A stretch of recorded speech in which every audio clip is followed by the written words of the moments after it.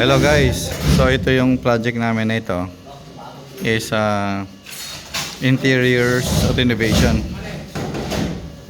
So binaklas namin ng ceiling na existing at pinalitan ng bago. And then naka-interior design din ito. So doon yung TV, may TV panels. Tapos dito naman yung dining wall panel or dining area. And then dito yung kitchen. Yan. So, ito naman, ito yung divider dito sa, ito yung panel na ito, no? Is yung divider para dito sa living room. So, yan siya. Yan yung design.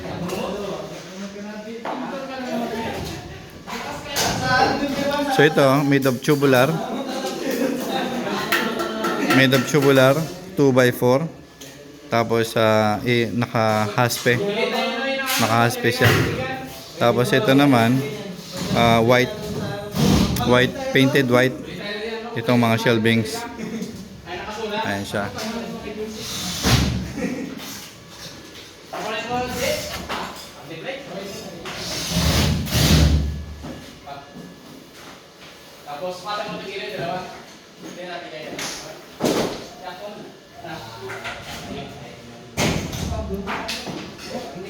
So meron din tayong panel doon, divider wall mula doon sa entrance. And then ito naman, meron tayong mga in-adjust na electrical works para dito. So nagtik-tik tayo, no? Ayan, maski doon sa wall, nagdagdag tayo ng wall. Nagtik-tik tayo doon. Galing yan dito sa panel board na ito.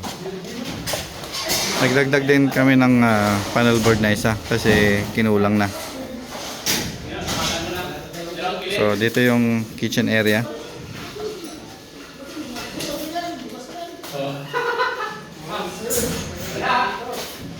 So ito, medyo nagmamadali na yung project na ito.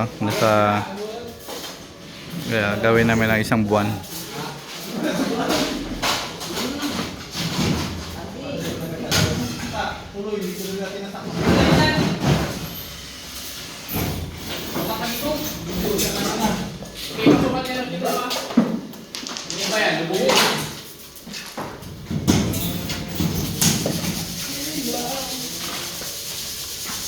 Ito, merong nagsi-ceiling, meron ding nagbabatak na yan, at meron nang nagpa-primer ng pintura.